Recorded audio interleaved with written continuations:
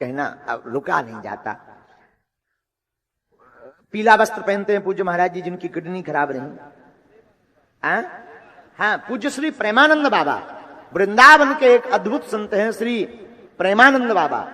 उनकी किडनी दोनों खराब हो गई तो लोगों ने कहा कि आप ये निकलवा कर दूसरी डाल लो।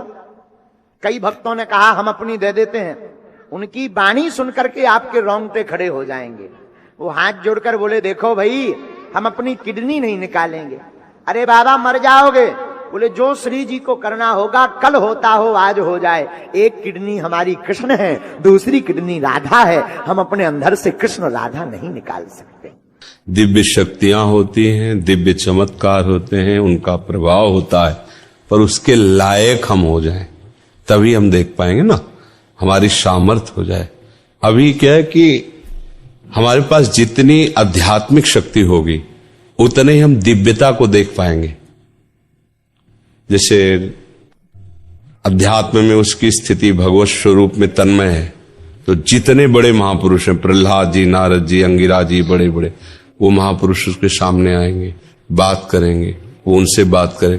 पर यही बात हो रही है, आप सुन थोड़ी पाओगे, क्योंकि आपकी श्रवणेंद्रिय पार्थिव विषय में लगी हुई, उसकी योग्यता नहीं आई है।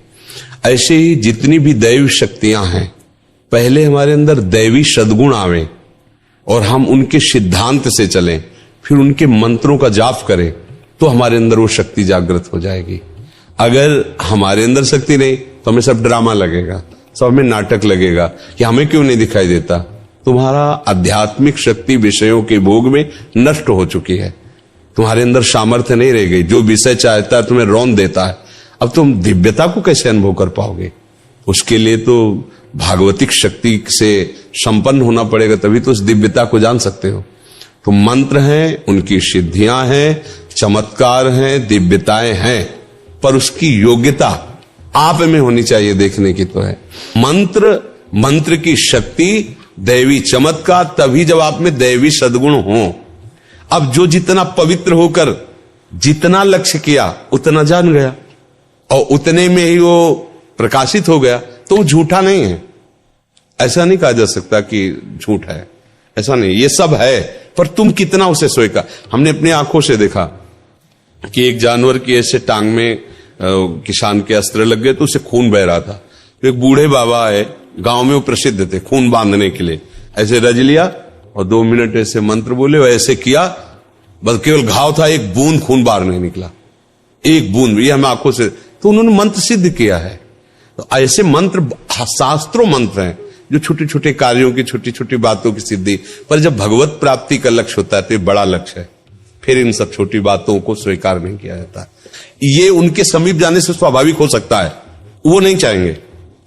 वो चाहेंगे यही कि आप सच्चिदानंद भगवान में लगे।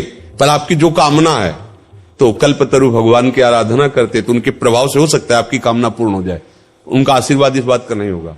आशीर्वाद ये होगा कि मंगल भवन प्रभु में आपका मन लग जाए और आप भी भक्त बन जाएं, तो आप सदा सदा के लिए दुख से निवृत्त हो जाएंगे। पर ये नहीं कि चमत्कार नहीं। हमने देखा एक अयोध्या से संत आए हुए थे, बड़ा प्रभाव उनका, बहुत लोग साथ, वो हनुमान जी की उपासना करते थे। तो आए, हमारे पास भी आए। उस समय हमारी होगी 17-18 वर्ष की अवस्था। तो संतों को बड़े गौर से देखना, क्योंकि संत मार्ग में चल रहे थे, एक एक बात देखना, कैसे उठते, कैसे बोलते, कैसे चलते, उनकी चेष्टा कि ऐसे संत। तो वो नजदीक आए और उनका कि आप क्या साधना करते?